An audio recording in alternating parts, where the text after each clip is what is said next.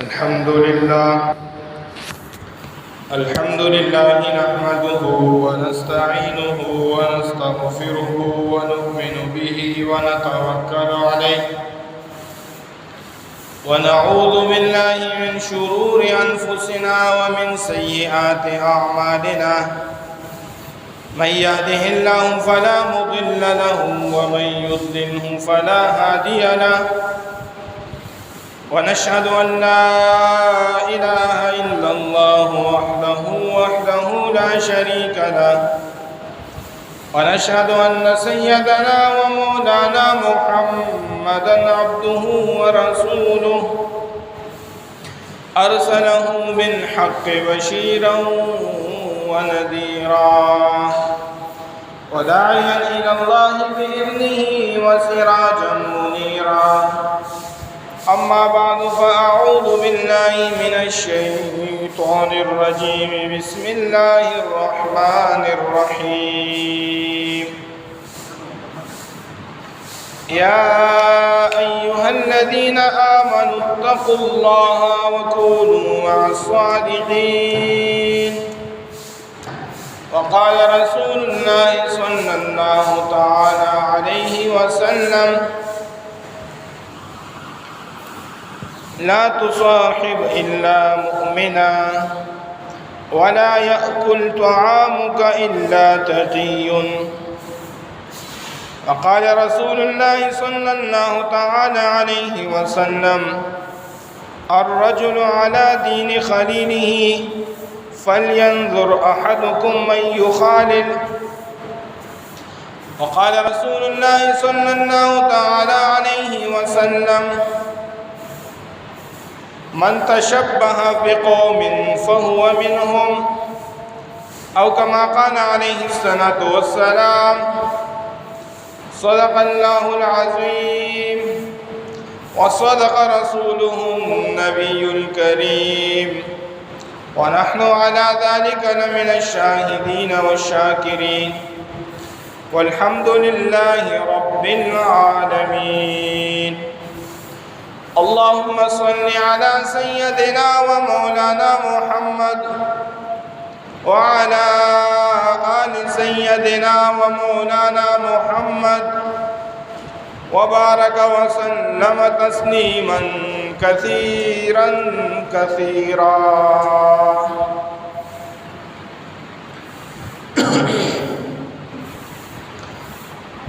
میرے بھائیو دوستو، اللہ رب العزت نے قرآن پاک کے اندر حکم دیا ہے یا ایھا الذین آمنوا اتقوا اللہ، اے لوگو تقوی اختیار کرو، وکونوا مع الصادقین، اور سچے لوگوں کے ساتھ دوستی لگاؤ.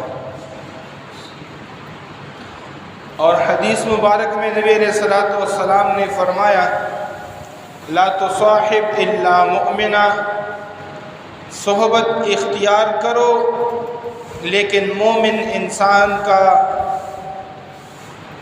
بے ایمان انسان کی صحبت سے اپنے آپ کو بچاؤ. ولا يأكل طعامك الا تقي، اور تمہارے دسترخوان پر نیک بندہ بیٹھے، مطلب کہ تمہاری صحبت ان لوگوں کے ساتھ ہو جو تقوی اور پرہیزگاری والا ہو. اور ایک جگہ نبی علیہ الصلوۃ والسلام نے فرمایا ہے الرجل علی دین خلیلہ، کہ انسان ہی اپنے دوست کی دین پر ہوتا ہے. یعنی جس طرح اس کا دوست ہوگا، جن لوگوں میں ان کے دوستوں کا شمار کیا جائے گا، اس بندے کا شمار بھی اپنے دوستوں کی وجہ سے ان لوگوں میں کیا جائے گا. فَلْيَنْظُرْ أَحَدُكُمْ مَنْ يُخَالِلْ، تم میں سے ہر ایک انسان کو چاہیے کہ وہ اپنے آس پاس اپنے دوستوں پہ نظر دوڑائے. مَنْ يُخَالِلْ، کہ ان کے دوست کون ہیں، ان کا اٹھنا بیٹھنا کس کے ساتھ ہے، اس کی صبح شام کی صحبت کس کے پاس ہے. اور ایک جگہ نبی علیہ الصلوۃ والسلام نے حدیث مبارک میں فرمایا ہے من تشبہ بقوم فہو منہم، کہ جو بندہ جس قوم کی مشابہت اختیار کرتا ہے اس بندے کا شمار بھی اس قوم کے اندر کیا جاتا ہے۔ من کثر سواد قومہ فہو منہم، جو کسی قوم کی تعداد کو بڑھا دے اس کا شمار بھی ان لوگوں میں کیا جائے گا۔ المرء مع من احب، نبی علیہ الصلوۃ والسلام نے فرمایا کہ انسان کا حشر کل قیامت کے دن جس بندے کے ساتھ اٹھایا جائے گا وہ کس بنیاد پہ اٹھایا جائے گا؟ المرء مع من احب، اس کا انجام اور حشر ان لوگوں کے ساتھ ہوگا من احب، جن کے ساتھ دنیا میں اس کو محبت تھی۔ ان تمام احادیث کا خلاصہ یہ ہے، اور قرآن پاک کی آیت کا خلاصہ یہ ہے کہ انسان اپنی صحبت، اپنا اٹھنا بیٹھنا ایسے لوگوں اور ایسے بندوں میں رکھے کہ جو اللہ کے قریب ہوں۔ ایسے لوگوں میں اپنا اٹھنا بیٹھنا رکھے جو پرہیزگار اور تقوادار ہو۔ ایسے لوگوں میں اپنا اٹھنا بیٹھنا رکھے کہ جو اللہ رب العزت کو راضی کرنے والے ہو، اللہ رب العزت کو ناراض کرنے والے نہ ہوں۔ اس لیے نبی علیہ الصلوۃ والسلام نے بڑی عجیب سی مثال دی ہے، بخاری شریف کی حدیث ہے۔ نبی علیہ الصلوۃ والسلام نے صحبت، اٹھنا بیٹھنا، اس کی مثال کو سمجھانے کے لیے نبی علیہ الصلوۃ والسلام نے فرمایا ایک صحبت اچھی صحبت ہے، دوسری صحبت بری صحبت ہے۔ اور اچھی صحبت کی مثال نبی علیہ الصلوۃ والسلام نے بیان فرمائی ہے کہ جیسے کوئی خوشبو والی دکان میں چلا جائے، خوشبو والی دکان میں چلا جانے کے بعد اگر اس نے خوشبو خرید لی تو بہت اچھی بات ہے، لیکن دکان میں جانے کے بعد اگر اس نے خوشبو بھی نہ خریدی پھر بھی اس خوشبو کی دکان میں بیٹھنے کی وجہ سے کچھ نہ کچھ خوشبو اس کو محسوس ہو جائے گی۔ اس کا دل اور دماغ اس خوشبو کی سونگنے کی وجہ سے اور محسوس ہونے کی وجہ سے تر و تازہ ہو جائے گا۔ دوسری صحبت بری صحبت، اس کی مثال نبی علیہ الصلوۃ والسلام نے فرمائی ہے کہ جیسی لوہار کی بٹی ہو، جہاں پر کوئلہ اور آگ ہر وقت جل رہا ہو اور لوہے کو اس کے درمیان اور بیچ میں رکھا ہو اور ہر طرف سے آگ کے شعلے بھی بھڑک رہے ہو، اس سے کالا کالا دھواں بھی نکل رہا ہو۔ اب اس بندے نے وہاں سے لوہا خریدنا ہے یا نہیں خریدنا، لیکن اس لوہے کے جلنے کی وجہ سے جو کالا دھواں نکلتا ہے وہ کالا دھواں ضرور اس بندے کے کپڑے پر لگے گا کہ نہیں لگے گا؟ لگے گا۔ تو بری صحبت کی مثال بھی ایسی ہے کہ اگر خود انسان برا نہ ہو، اس برے صحبت کے اثرات اس بندے پر پڑتے ہوئے ایک وقت آئے گا کہ یہ خود بخود برا ہو جائے گا۔ اور اچھی صحبت کی مثال اس خوشبو جیسی ہے کہ یہ اگر خوشبو خرید بھی نہ لے لیکن پھر بھی اس خوشبو والی محفل میں کچھ وقت گزارنے کی وجہ سے اس بندے کو کچھ نہ کچھ خوشبو محسوس ہو جائے گا۔ تو نیک لوگوں کے ساتھ اگر یہ کچھ سیکھ بھی نہ جائے پھر بھی کچھ وقت گزارنے کی وجہ سے اللہ رب العزت ان کو کچھ نہ کچھ فائدہ ضرور عطا کرے گا۔ اس لیے صحبت، اٹھنا بیٹھنا، محفل لگانا، ان چیزوں کا زندگی پر بہت اثر انداز ہے۔ اس لیے نبی علیہ الصلوۃ والسلام کے صحابہ،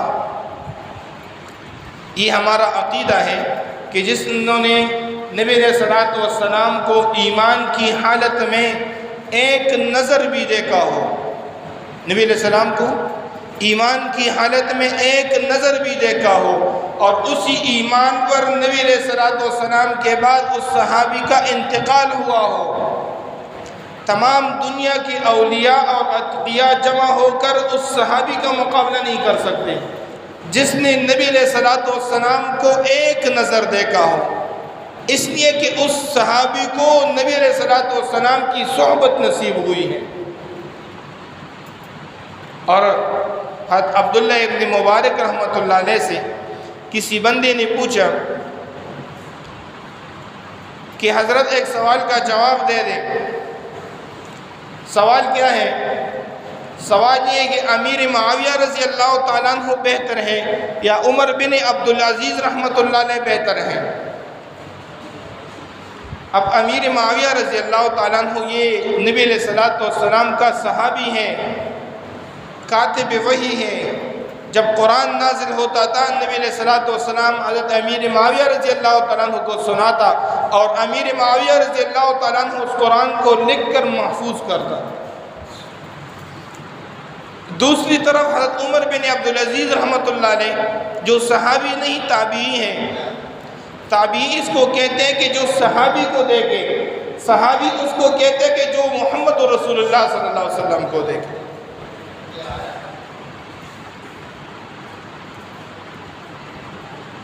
تو عبداللہ ابن مبارک رحمۃ اللہ علیہ سے اس بندے نے سوال کیا کہ امیر معاویہ رضی اللہ تعالیٰ عنہ بہتر ہے یا عمر بن عبدالعزیز بہتر ہے؟ حضرت عبداللہ ابن مبارک رحمۃ اللہ علیہ نے بڑی عجیب جواب دی۔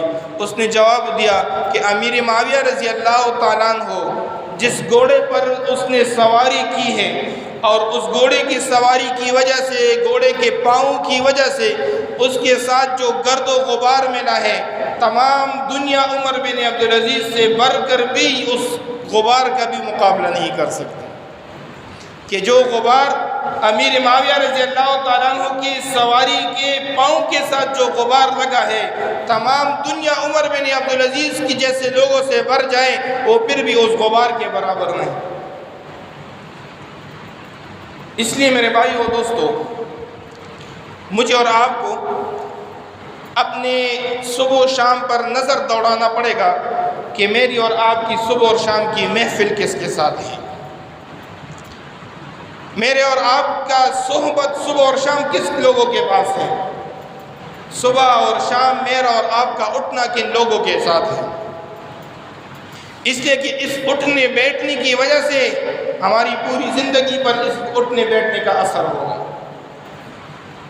اس لیے علماء نے لکھا ہے کہ ہمیں چاہیے کہ ہم بیانات بھی ان لوگوں کی سنیں جو حق کے علماء ہوں، ہم کتابیں بھی ان کی دیکھ لیں کہ جو حق کے علماء ہو۔ اگرچہ آپ کہتے ہو کہ یہ تو میں نے صرف بیان سن لیا، لیکن اس بیان سننے کی وجہ سے بھی آپ پر اثر ہوگا۔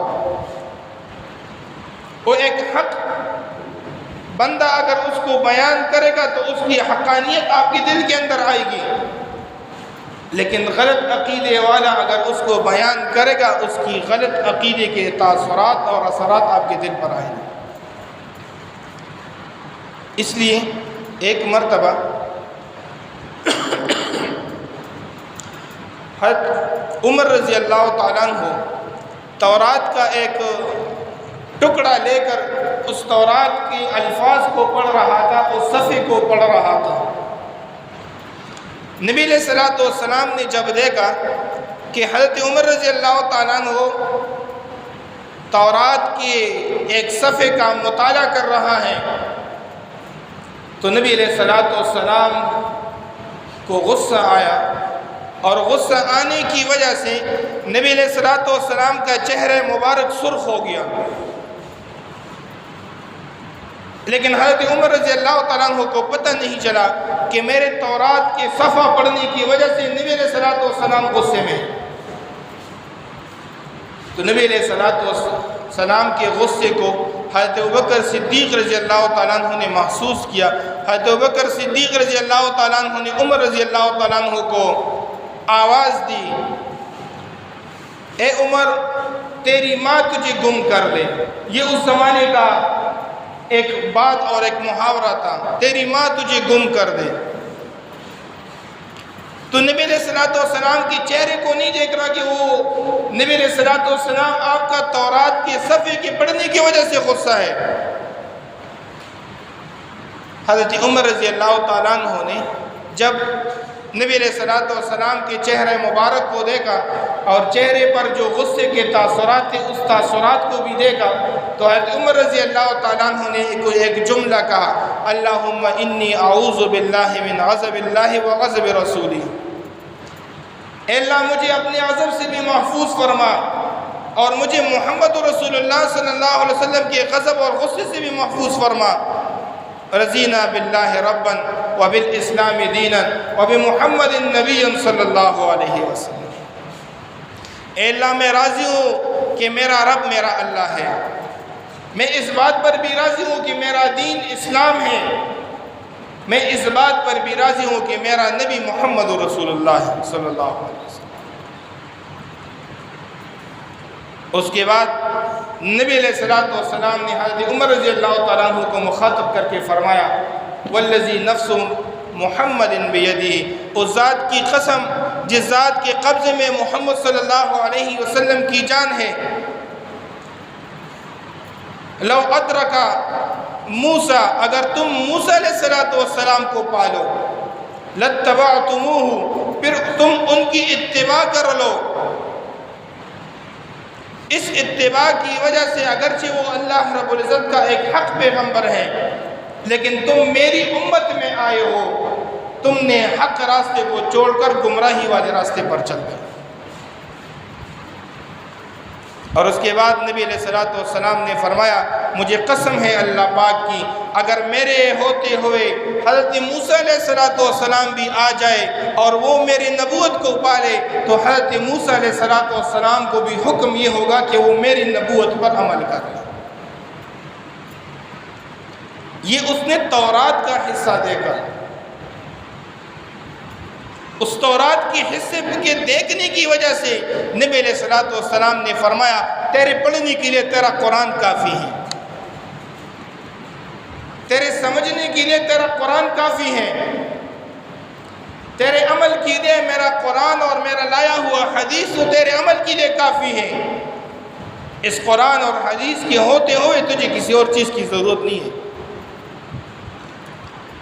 اس لیے میرے بھائی اور دوستو، حالانکہ تورات اللہ رب العزت کا ایک حق کتاب ہے، لیکن نبی علیہ السلام نے اس تورات کے پڑھنے سے بھی منع فرمایا۔ اس لیے انسان کی صحبت، انسان کا اٹھنا اور بیٹھنا اگر یہ اچھے لوگوں کے ساتھ ہو تو اچھے لوگوں کی وجہ سے، ان کی صحبت اور ان کے اٹھنے بیٹھنے کی وجہ سے ان کی زندگی پر اچھے اثرات آئیں گے۔ اور اگر آپ کا اٹھنا بیٹھنا، آپ کا صحبت اور آپ کی محفل غلط لوگوں اور غلط عقیدے والے لوگوں کے ساتھ ہے، اگرچہ آپ کا عقیدہ بھی ٹھیک، آپ بذات خود بھی ٹھیک، لیکن اس اٹھنے بیٹھنے کی وجہ سے، اس محفل کی وجہ سے اور اس صحبت کی وجہ سے ایک دن آئے گا کہ آپ بھی ان لوگوں میں شمار ہو جاؤ گے۔ اس کی نحوست آپ کے دل پر پڑھتے پڑھتے ایک دن آئے گا کہ آپ کا عقیدہ بھی اس جیسا بن جائے گا، آپ کا مزاج بھی وہ بن جائے گا اور آپ کا عمل بھی وہ بن جائے گا۔ اس لیے اللہ رب العزت نے بھی حکم دیا ہے، کونوا مع الصادقین، سچے لوگوں کے ساتھ دیا کرو، سچے لوگوں کا اپنے صحبت کا حصہ بناؤ، سچے لوگوں کے ساتھ صبح و شام اٹھا بیٹھا کرو۔ اللہ کرے کہ مجھے اور آپ کو بھی نیک لوگوں کی صحبت نصیب ہو اور بدکاروں کی صحبت سے اللہ ہم سب کو محفوظ فرمائے۔ اب نیک لوگ کہتے کس کو ہیں؟ اچھی صحبت کس کو کہتے ہیں؟ تو نبی علیہ السلام نے فرمایا، خیارکم اذا رؤوا ذکر اللہ، تم بہترین لوگوں کو اگر پہچاننا چاہتے ہو تو وہ بہترین لوگ کون ہے؟ اذا رؤوا ذکر اللہ، جب تم ان لوگوں کو دیکھ لو تمہیں اللہ یاد آ جائے۔ اب اللہ کن لوگوں کے دیکھنے کی وجہ سے آپ کو یاد آئے گا؟ وہ آپ خود بڑے سمجھدار لوگ ہیں۔ وہ قرآن اور حدیث کے ساتھ جو لوگ جڑے ہوں گے ان کو جب آپ دیکھو گے آپ کو اللہ یاد آ جائے گا. جو قرآن اور حدیث سے کٹے ہوئے لوگ، جو قرآن اور حدیث سے دور لوگ ہیں، اگر آپ ان کو دیکھو گے تو آپ تو اور بھی اللہ کو بھول جاؤ گے کہ نہیں. اس لیے نبی علیہ الصلوۃ والسلام نے فرمایا ان اشراف امتی حملۃ القرآن، میری اس امت کے سب سے بہترین لوگ یہ قرآن کو محفوظ کرنے والے ہیں، یہ قرآن کے ساتھ تعلق بنانے والے میرے امت کے سب سے بہترین لوگ ہیں. اب ان بہترین لوگوں کے کچھ نشانیاں ہیں. تو ایک نشانی علماء نے لکھا ہے کہ جو بہترین لوگ ہیں، ایک نشانی یہ ہے کہ وہ دنیا سے بے رغبتی اختیار کرے گا. دنیا کی محبت ان لوگوں کے دلوں میں نہیں ہوگا. اور ان کی مثال حضرت سالم بن عبداللہ ابن عمر رضی اللہ تعالیٰ عنہ، حضرت عمر رضی اللہ تعالیٰ عنہ کا پوتا ہے. یہ خانہ کعبہ کا طواف کر رہا تھا تو اس زمانے کا جو بادشاہ تھا ہشام ابن عبد الملک، یہ بھی اس کے ساتھ طواف میں شریک تھا.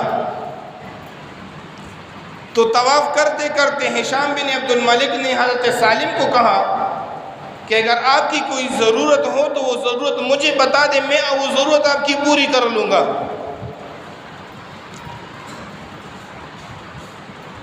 تو حضرت سالم نے بڑا عجیب جواب دیا. حضرت سالم نے جواب دیا کہ تجھے شرم بھی نہیں آتی؟ میں جس ذات کے گھر کا طواف کر رہا ہوں وہ تمام کائنات کا خالق اور مالک ہے، اس گھر کا طواف کر رہا ہوں اور تو مجھے کہہ رہے کہ میرے آپ کی ضرورتوں کو پورا کروں گا، یعنی تو میرے اور میرے رب کے رشتے کو کمزور بنانا چاہتا ہے. تو ہشام بن عبد الملک وقت کا بادشاہ لیکن خاموش ہو گیا.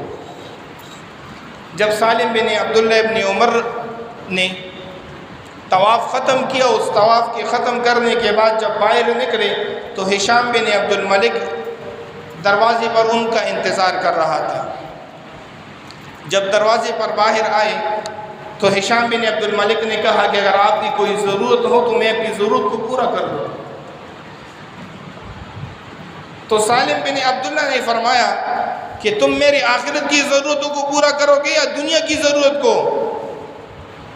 ہشام بن عبد الملک نے کہا کہ میں آخرت کی ضرورت کو تو پورا نہیں کر سکتا، لیکن جو دنیا کی ضروریات ہیں اس کو میں پورا کر سکتا ہوں. تو سالم نے دوبارہ پھر بڑا عجیب جواب دیا. سالم نے جواب کیا دیا؟ سالم رحمۃ اللہ علیہ نے فرمایا اے ہشام، جس رب نے اس دنیا کو پیدا کیا ہے اور جو رب اس پوری کائنات کا اور اس دنیا کی تمام چیزوں کا مالک ہے، میں نے کبھی اس رب سے بھی دنیا کی چیزوں کو نہیں مانگا. تو اس دنیا کا مالک بھی نہیں، نہ تو نے اس دنیا کو پیدا کیا ہے، میں تجھ سے کیوں مانگوں یہ دنیا کی نعمت ہے. یہ ان لوگوں کے نشانات ہیں کہ جو اللہ کے قریب ہے، جن کو اللہ کا قرب ملا ہو، جن کا شمار نیک لوگوں میں کیا جاتا ہے. تو سب سے پہلی نشانی کیا ہوگی؟ ان کے دلوں کے اندر دنیا کی کوئی خواہشات نہیں ہوگی، دنیا سے بے رغبتی ہوگی. اس لیے نبی علیہ الصلوۃ والسلام کے پاس ایک صحابی آئے اور صحابی نے عرض کی اللہ کے رسول آپ مجھے کوئی عمل بتا دیں کہ جس عمل کی وجہ سے میں اللہ رب العزت کا محبوب بن جاؤں، کہ میں اللہ رب العزت کا محبوب بنوں. تو نبی علیہ الصلوۃ والسلام نے فرمایا کہ اس دل کے اندر دنیا کو جگہ نہ دو، اس کی وجہ سے تم اللہ کے محبوب بن جاؤ. آج اگر میں اور آپ اللہ سے دور ہیں، اس دوری کی وجہ یہ ہے کہ آج اس دل کے اندر دنیا کے علاوہ کچھ اور ہے ہی نہیں. ہمارے دل و دماغ میں دنیا کے علاوہ کسی اور چیز کا سوچ ہی نہیں. قبر کھودتے وقت دنیا کا سوچتے ہیں، جس کے لیے قبر تیار کر رہے اس وقت بھی دنیا کا سوچتے ہیں. جنازے پر اگر مولانا صاحب بیان کرے تو بیان کو نہیں سنتے، آپس میں اپنی دنیاوی باتیں کرتے رہتے ہیں. اور کوئی نہ کوئی تو پھر آواز دے بھی دیتے، جی مولوی صاحب ٹائم پورا ہے، گھڑی کو بھی دیں، جی ٹائم پورا ہے جی۔ یہ اس انسان کی اپنی بدبختی کہ اللہ اور اللہ کی رسول کی بات سننا بھی گوارا نہیں کرتا۔ جو اللہ اور اللہ کی رسول کی بات کو سننے کے لیے تیار نہ ہو، پھر آپ بتاؤ کہ وہ عمل کرنے کے لیے تیار ہو جائے گا؟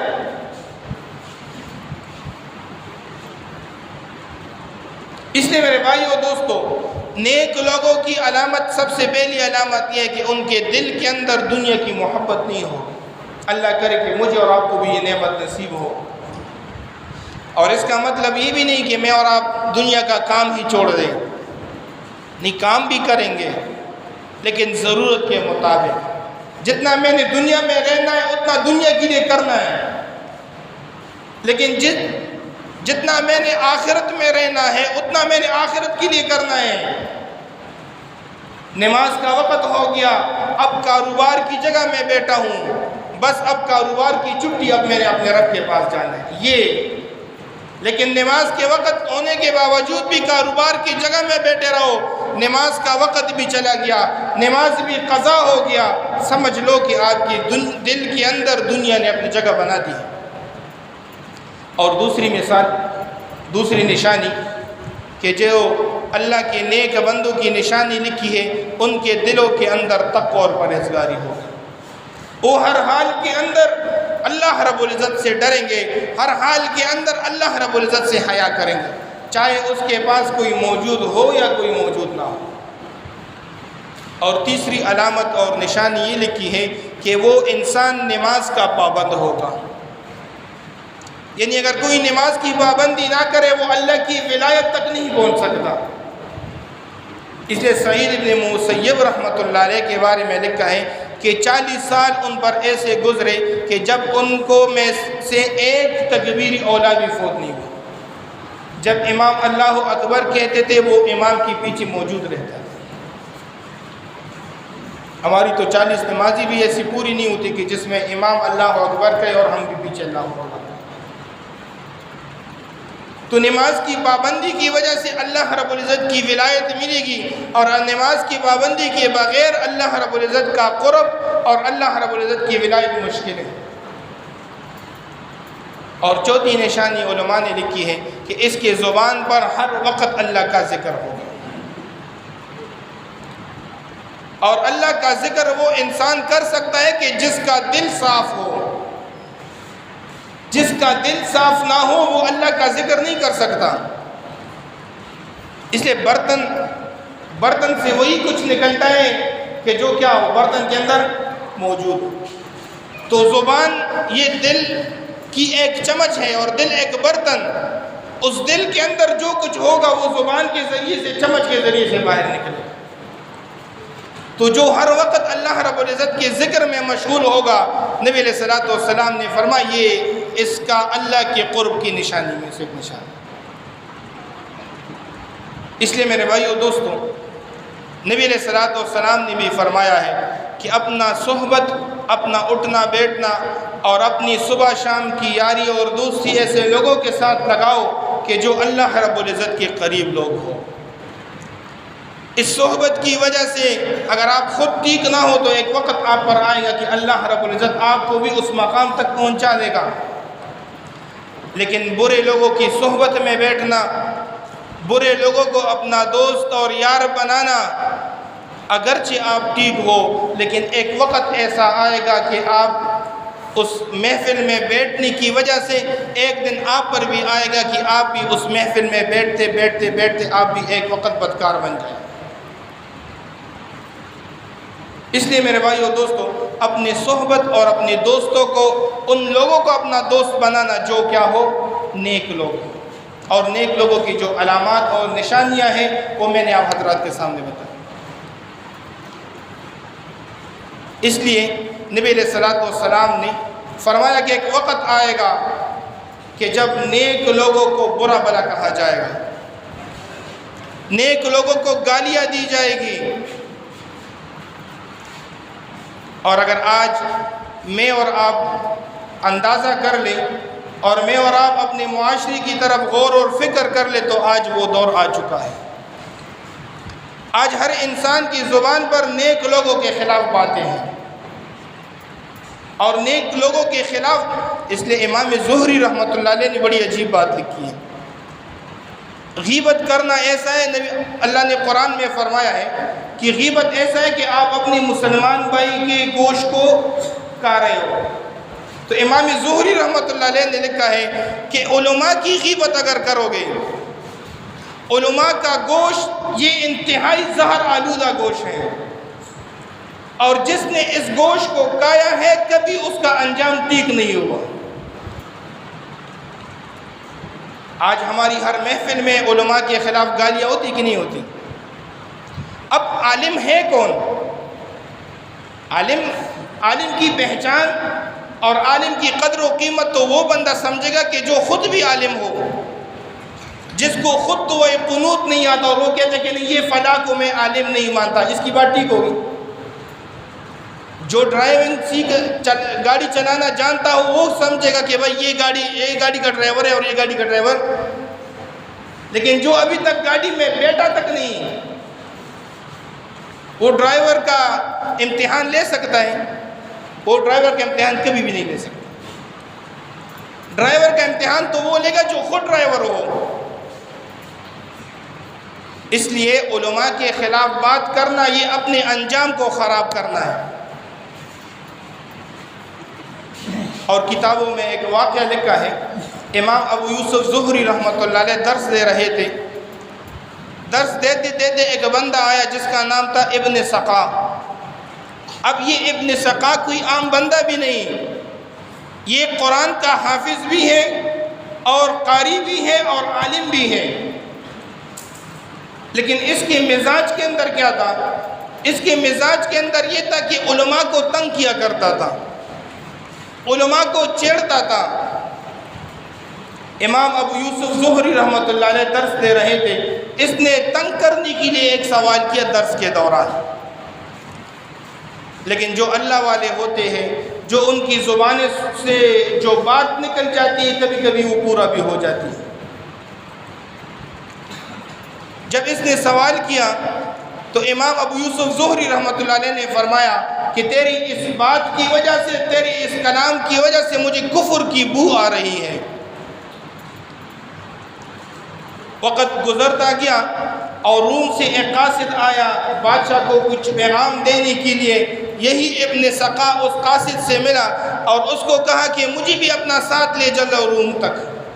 اب روم یہ چلا گیا، روم عیسائیوں کا دور وقت اور وہاں پر آباد لوگ تھے۔ یہ وقت گزارتے گزارتے یہ بھی عیسائی بنا، اور عیسائی بنتے بنتے جب ان کا آخری وقت آیا تو اس علاقے کا جہاں پر یہ پہلے رہ رہا تھا ایک مسلمان چلا گیا تھا۔ اس کو پتہ چلا کہ ابن سقا فلاں جگہ پر بیمار پڑا ہے، یہ بھی اس ابن سقا کے پاس گیا اور ابن سقا کو کہا کہ تو قرآن کا عالم تھا، تو قرآن کا حافظ تھا، اب تجھے قرآن کچھ یاد بھی ہے کہ نہیں؟ اس نے کہا تمام قرآن کو، پورے قرآن کو بھول گیا ہوں، صرف ایک آیت مجھے یاد ہے۔ وہ ایک آیت کیا تھی؟ وہ ایک آیت یہ بتائی، ربما یود الذین کفروا لو کانوا مسلمین۔ کل قیامت کے دن جب تمام مسلمان جنت میں چلے جائیں گے اور کافر سارے کے سارے جہنم میں رہ جائیں گے تو یہ کافر پھر تمنا کریں گے، ربما یود الذین کفروا لو کانوا مسلمین، کاش کہ ہم بھی ایمان اور اسلام قبول کر لیتے، آج ہم بھی جہنم سے نکل کر جنت میں چلے جاتے۔ اس نے کہا صرف ایک ہی آیت یاد ہے، باقی تمام قرآن بھول گیا۔ اس لیے پیر عزیز الرحمن ہزاروی رحمۃ اللہ علیہ، اللہ ان کی قبر پر کروڑوں رحمت نازل فرمائے، وہ ایک سادہ سا بات کہا کرتا تھا۔ اس نے کہا میں اپنے اکابرین کا مردہ مقلد ہوں۔ مردہ مقلد جانتے ہیں؟ مردہ مقلد اس کو کہتے ہیں نا کہ جو مجھے میرے اکابرین کہیں میں اسی طرح کہتا ہوں، میرا اپنا عقل کوئی کام نہیں کرتا، اس لیے کہ میں نے انہی پر اعتماد کیا ہے۔ یہ مجھ سے زمانے میں بھی بڑے ہیں، یہ مجھ سے نبی علیہ الصلوۃ والسلام کے زمانے کے قریب بھی ہے، میں نے انہی لوگوں پر اعتماد کیا ہے، جس طرف مجھے یہ علماء لے کر جائیں گے میں اس کے لیے جانے کے لیے تیار ہوں۔ حالانکہ خود اپنے اپنے مزاج کے اندر کتنا بڑا ہستی. اس لیے میرے بھائیو دوستو، نبی علیہ الصلوۃ والسلام نے فرمایا ہے من تشبہ بقوم فہو منہم، جو جس قوم کی مشابہت اختیار کرے گا اس بندے کا انجام اور اس بندے کا حشر بھی ان لوگوں جیسا ہو جائے گا. اور نبی علیہ الصلوۃ والسلام نے فرمایا الرجل علی دین خلیلہ، یہ انسان یہ اپنے دوست کے دین پر ہوتا ہے. اس لیے مجھے اور آپ کو چاہیے کہ میں اور آپ اپنی صحبت ایسے لوگوں کے ساتھ رکھیں کہ جو لوگ اللہ کے قریب ہوں. ایسے لوگوں کے ساتھ اپنے صحبت سے اپنے آپ کو محفوظ کرے کہ جو اللہ تعالیٰ کی بھی دشمن ہو، اللہ کی دین کی بھی دشمن ہو، اور اللہ تعالیٰ کے اس قرآن کی بھی دشمن ہو. اللہ تعالیٰ مجھے اور آپ کو عمل کرنے کی توفیق عطا فرمائے. وآخر دعوانا ان الحمد للہ رب العالمین.